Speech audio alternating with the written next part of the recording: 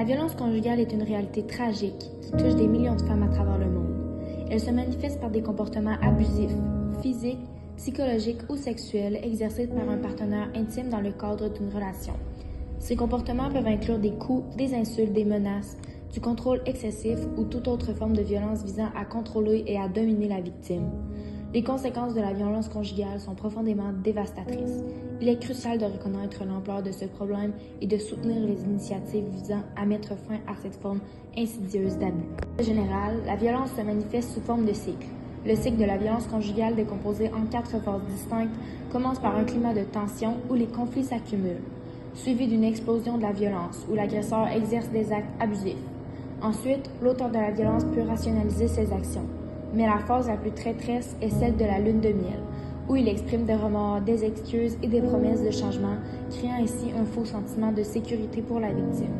Ce schéma répétitif peut piéger les victimes dans un cycle destructeur, les empêchant souvent de reconnaître l'abus et de chercher de l'aide pour sortir de la relation toxique. Ce cycle peut se répéter à différents rythmes. Mentionné précédemment, il existe plusieurs formes de violence. Tout d'abord, la violence physique. Cela implique l'utilisation de la force physique pour causer des dommages ou des blessures à l'autre personne. Cela peut inclure des coups, des gifles, des poussées, des étranglements, des attaques à l'arme blanche ou à feu, entre autres. Ensuite, la violence émotionnelle ou psychologique. Cette forme de violence vise à dégrader, humilier, intimider ou contrôler émotionnellement l'autre personne. Cela peut prendre la forme d'insultes, de dévalorisation, de menaces, de manipulation, d'isolement social, de surveillance constante ou de contrôle des activités de la victime. Après, la violence sexuelle. Cela englobe tout acte sexuel imposé à une personne sans son consentement. Cela peut inclure le viol, les agressions sexuelles, le harcèlement sexuel, le chantage sexuel ou toute autre forme de coercion sexuelle. Violence économique ou financière. Cette forme de violence consiste à contrôler les ressources financières de l'autre personne afin de l'isoler économiquement et de maintenir un pouvoir et un contrôle sur elle. Cela peut inclure des contrôles de revenus, l'interdiction de travailler, le vol d'argent, la destruction de biens ou le refus de fournir des ressources financières nécessaires. Pouvez-vous nous décrire votre rôle en tant qu'intervenante auprès des victimes de violences conjugales? On va offrir l'hébergement dans un lieu qui est sécuritaire et confidentiel. On va aussi accompagner les femmes dans la reprise de pouvoir sur leur vie, tout en s'assurant de suivre leurs rythmes et leurs besoins. On va aussi les accompagner dans les démarches, fait que ce soit au niveau légal pour le divorce, pour la garde des enfants, que ce soit dans le processus judiciaire, dépôt de plainte, les accompagner à la cour quand c'est le moment du procès, ou encore dans les recherches de logement ou auprès de l'aide sociale. De quelle façon détectez-vous qu'une femme est victime de violences conjugales? On a plusieurs facettes à aller explorer, dont notamment la tolérance de la femme face à la violence. Une femme qui a été en couple avec son conjoint pendant de longtemps, fait qu'on parle de comme plusieurs années, va avoir une tolérance beaucoup plus élevée. Elle ne veut pas aller endurer la violence pendant tout ce temps-là, fait que son cerveau, de façon consciente ou inconsciente, doit développer cette tolérance-là. Et une femme qui a vécu plusieurs relations aussi avec la violence conjugale va être beaucoup plus tolérante aussi. Il va y avoir aussi, au niveau des stratégies de protection qu'elle va avoir développées de façon consciente ou inconsciente. On peut parler ici de subordination, de fuite, de contre-pouvoir, de déni. Après ça, on va avoir aussi un risque suicidaire à aller évaluer. Dans certains cas, oui, ils vont être là. Dans d'autres, absolument pas. Des fois, ça peut être seulement des idées suicidaires qui sont passagères et qui reviennent, qui partent. Sinon, on va avoir aussi la détérioration, dans certains cas, encore une fois, de la santé psychologique. Fait que pour une femme qui avait déjà un diagnostic de santé mentale, ce diagnostic-là peut s'être vraiment empiré, que ce soit comme des psychoses qu'elle a faites de façon chronique, que ce soit un niveau d'anxiété qui est super élevé, que sa médication avant fonctionnait à la stabiliser alors que maintenant elle ne fonctionne plus. Fait que c'est vraiment, on en a encore plus que ça, mais ça fait c'est parmi les principales. Pouvez-vous nous parler des conséquences à long terme que vous avez observées chez les femmes victimes de violences conjugales que vous avez aidées? Oui. Tout d'abord, il faut vraiment comprendre que les conséquences chez une femme victime de violences conjugales sont tout à fait normales. Nous, on va vraiment travailler dans le sens de déresponsabiliser les femmes qui vivent ces impacts-là aujourd'hui, puis vraiment venir responsabiliser l'auteur de la violence dans ce contexte-là. Il existe aussi des conséquences qui sont à court terme puis à long terme. À long terme, on va parler plus de trauma. Lié au trauma, on va parler aussi de problèmes de consommation. Quand on vit avec un trauma qui est constant, même si on est sorti de la relation, c'est très difficile pour une personne. Fait que pour venir essayer de diminuer les impacts de ce trauma-là, on va se tourner vers des moyens. Certaines vont développer des moyens qui sont plus ou moins les meilleurs, tels que la consommation, que ce soit alcool ou drogue. Il va y avoir aussi l'itinérance. Ça peut créer une itinérance puisque, si on fait un parallèle avec la violence économique, qui peut se manifester sous différentes formes comme le vol d'une paye complète à toutes les semaines, que ce soit le vol d'identité, que ce soit la fraude ou qu'encore que ce soit empêcher une victime de travailler. Ça va, elle, la mettre dans une situation économique très précaire, ce qui peut, après ça, rendre vraiment les choses plus compliquées quand elle veut quitter pour soit se reloger, faire un offre d'achat sur une maison, trouver un endroit où habiter. Comment l'arbre éclairci contribue-t-il à la lutte contre la violence conjugale? Ça va être vraiment sous différentes branches, mais il va y avoir notamment les campagnes de sensibilisation sur les réseaux sociaux, mais aussi dans les écoles. Fait qu'on a des intervenants de jeunesse qui vont aller faire des sensibilisations dans les classes de secondaire 3, secondaire 4, secondaire 5, dans plusieurs polyvalentes dans Beauce-Sartigan, dans Nouvelle-Beauce. Il va y avoir aussi la formation dans les milieux de travail alliés. C'est un nouveau programme dans notre organisme. Mais en fait, c'est notre agente à la sensibilisation qui va venir sensibiliser les employeurs, mais les employés aussi à qu'est-ce que c'est la violence conjugale puis comment on peut la détecter. Quand on la détecte, comment on peut venir en aide à la victime. Il va y avoir aussi, avec la maison, le regroupement des maisons pour femmes victimes de violences et enfants victimes de violences conjugales. Des fois, il va y avoir l'organisation de vigie. Fait que nous, on va venir participer. Il va y avoir aussi, en s'impliquant dans la table de concertation sur la violence conjugale dans Chaudière-Appalaches. Puis il va y avoir toujours en soutenant puis en croyant les femmes, tout en respectant puis en restant solidaires avec ce qu'ils vivent. Quelles sont les principales barrières que rencontrent les victimes lorsqu'ils cherchent de l'aide? Il va y avoir premièrement la banalisation de la violence conjugale dans la société en général, mais aussi encore plus auprès, venant des proches de la victime, qui inconsciemment ne savent pas, ils veulent pas mal faire, mais vu que souvent ils ne sont pas nécessairement beaucoup informés sur la problématique, ils vont venir peut-être essayer de rationaliser la victime en disant que ah ben non, tu sais, c'est correct, c'est normal que ça soit plus difficile dans un couple, c'est normal que tu aies des phases compliquées, ça arrive des chicanes de couple, alors qu'une chicane de couple et de la violence conjugale, c'est totalement différent, là. Tout part de l'intention de l'auteur de la violence, mais c'est vraiment là que ça peut venir faire changer d'idée une victime de venir chercher de l'aide ou pas. Mais il va y avoir aussi la peur de se faire juger, de se faire invalider, qu'on la croit pas, qu'on doute de ce qu'elle nous dit parce qu'elle-même, parfois, la violence conjugale peut venir créer des distorsions cognitives, peut venir créer aussi le fait que la victime va constamment se remettre en doute. Fait que des fois, elle peut se dire « Ah, ben, c'est-tu comme ça que je l'ai vécu? Ouais, mais est-ce que c'est peut-être parce que moi, j'étais bête quand je me suis levée le matin, fait que là, ben, il s'est fâché, puis ça a mal parti sa journée. » Fait que, tu sais, ils vont venir un peu comme se responsabiliser. Quels sont les principaux objectifs de l'Arbre éclairci dans son soutien aux femmes victimes de violences conjugales? Je dirais que l'objectif principal, en fait, là, c'est vraiment de s'assurer que la femme puisse reprendre le pouvoir sur sa vie, tout en s'assurant qu'elle connaisse ses droits et qu'elle puisse les faire respecter, que ce soit au niveau civil, légal ou judiciaire. Comment les victimes de violences conjugales peuvent-elles accéder à votre soutien? Faut savoir tout d'abord qu'en fait, nos services sont complètement gratuits. Ils sont 24H, 7 jours sur 7 aussi. On a tout le temps une intervenante qui est disponible au poste de garde pour prendre les appels, que ce soit pour une écoute téléphonique, pour ventiler sur la situation. Autant les femmes que les proches, qu'une adolescente et qu'un enfant. C'est sûr que les enfants sont un peu plus rares, mais une maman peut appeler puis demander à ce que faire une demande de service externe pour son enfant au niveau jeunesse pour travailler les conséquences, que l'enfant apprenne à se protéger si il vit encore dans le contexte, dans le domicile conjugal ou qu'il y a présence de violence conjugale. Mais sinon, ça va se faire vraiment via différents partenaires. Il y a, par exemple, SOS Violence conjugale qui vont souvent nous transférer des appels.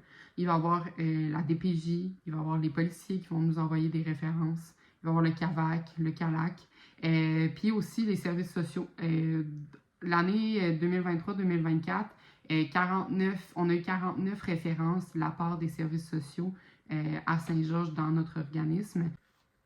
Pouvez-vous partager avec nous un exemple de succès ou de progrès dans votre travail avec une personne victime de violence conjugale? Malgré ce que les gens peuvent penser, oui, il y a du positif qui ressort dans notre travail. C'est pas juste du négatif à tous les jours qu'on rumine dans nos rencontres. Mais oui, il y a notamment un cas que la femme était venue plusieurs fois en hébergement. Ça s'étale sur des années, là. Mais elle était venue plusieurs fois en hébergement. Puis, toutes les fois, elle était retournée avec lui. Elle était venue prendre une pause en hébergement, elle était retournée avec son conjoint, habiter dans sa maison avec lui. Puis la dernière fois, elle avait développé des problèmes de consommation dus à des conséquences justement de la violence conjugale. Puis quand il était revenu en hébergement, elle s'était vraiment concentrée. Il y avait eu vraiment un gros déclic. Je peux pas dire c'est quoi qui s'est passé, puis tout ça, ça y appartient à elle. Mais il y a eu un déclic, puis elle a vraiment travaillé sa sobriété. Elle a maintenu sa sobriété. Oui, elle a eu des rechutes, mais à toutes les fois, elle se relevait, puis elle remettait des nouveaux moyens en place pour vraiment s'assurer que ça arrive de moins en moins. Puis, fait que c'est ça. Puis finalement, on l'avait vraiment, elle était de plus en plus mobilisée dans ses démarches. On l'avait accompagnée pour se trouver un nouvel appartement. Elle avait trouvé un nouveau travail. Puis elle avait aussi, ça lui a pris plusieurs mois, mais elle a réussi à réavoir la garde de ses enfants. Fait qu'aujourd'hui, encore à ce jour, elle a son travail. On a des nouvelles d'elle des fois. Elle nous appelle pour nous envoyer des courriels pour nous donner des nouvelles d'elle, puis de ses filles, comment que ça va. Mais je dis pas que les traumas sont complètement disparus. Encore une fois, les conséquences, ça reste qu'elle travaille ça, elle va encore une TS. Mais c'est vraiment une belle exemple de reprise de pouvoir sur sa vie, puis de elle-même se prouver qu'elle est capable.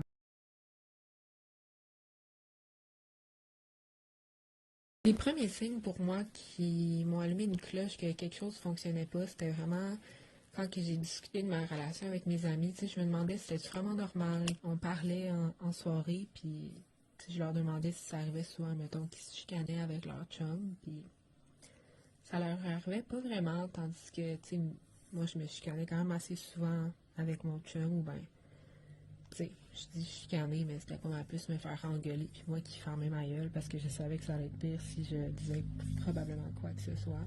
Et donc, quand je leur ai dit ça, ils trouvaient ça vraiment pas normal, puis ils étaient comme, ben voyons donc. Je veux pas que comme mon chum il ait de l'air méchant comme devant mes amis, fait que j'en ai pas vraiment reparlé par après, mais leur réaction m'avait quand même mis mal à l'aise d'une certaine façon. À ce moment-là, j'avais un suivi avec une travailleuse sociale à l'école. Elle m'avait posé plein de questions par rapport à ma relation avec mon chum, puis qu'est-ce qui fait en sorte qu'on se chicanait, puis tout ça. Puis c'est là qu'elle m'a dit que je devrais aller consulter au Havre l'Éclaircie. À ce moment-là, j'étais comme, ben voyons, coudonc, ça n'a pas rapport, j'ai 16 ans, là. Je suis pas victime de violence conjugale. Le monde qui sont victimes de violence conjugale, c'est genre comme les personnes mariées depuis comme 40 ans qui ont genre 65 ans.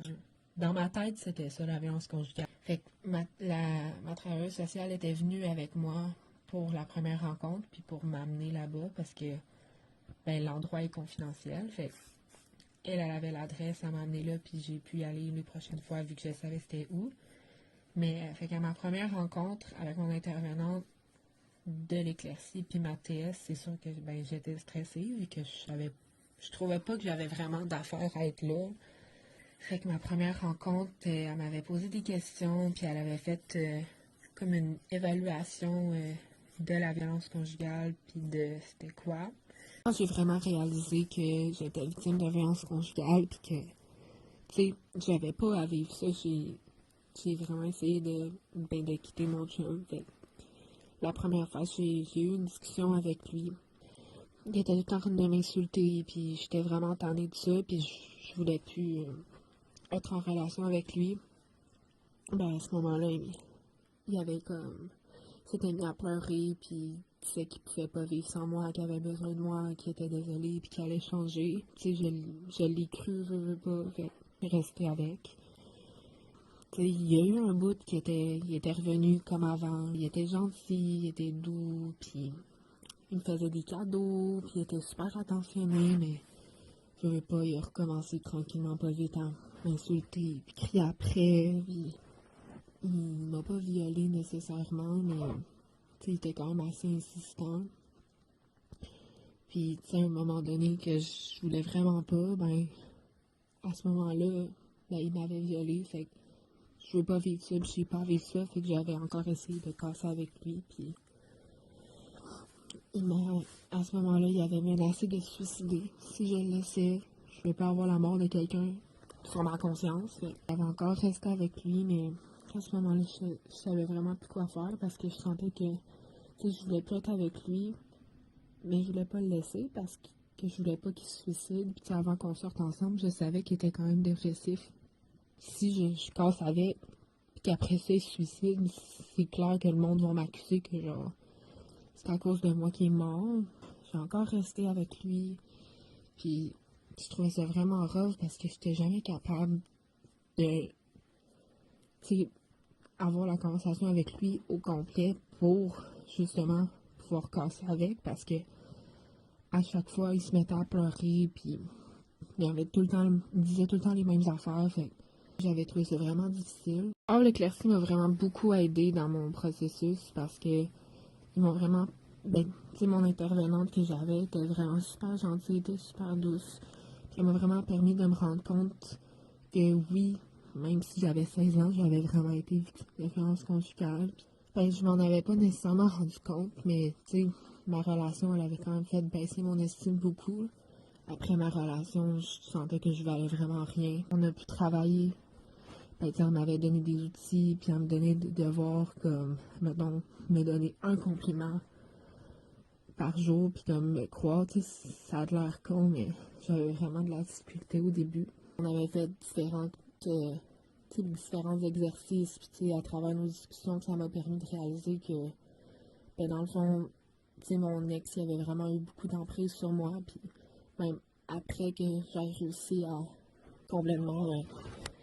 après la rupture, il y avait quand même une emprise sur moi, comme par exemple, pendant qu'on sortait ensemble, je pouvais pas nécessairement m'habiller, me mettre belle ou comme me chixer entre parenthèses parce qu'il ne voulait pas que les autres gars ils me regardent, mais je me suis rendu compte que même après, tu sais, vraiment longtemps après avoir pu être en relation avec lui, ben, je me mettais plus belle parce que j'étais tellement rendue habituée que quand je me mettais belle, il me pétait des coches que ben, je le faisais plus.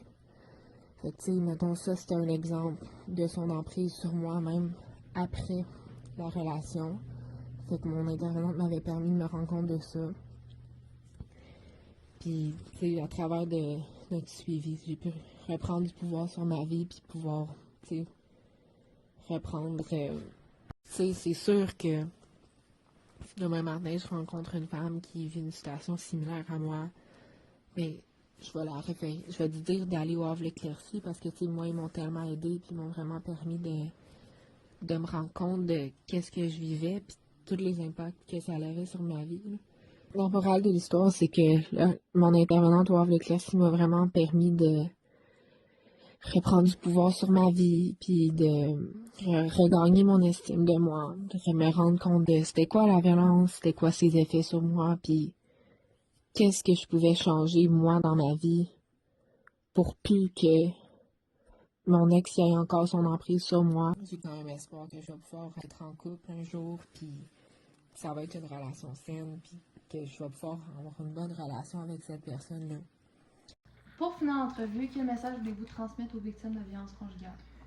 Premièrement, sachez qu'on vous croit, que vous n'êtes pas seul à vivre cette situation-là, puis que surtout, vous n'êtes pas responsable, vous êtes en rien responsable des comportements de violence dont vous êtes victime. Ça peut arriver à n'importe qui. Personne n'est avec cette prédisposition-là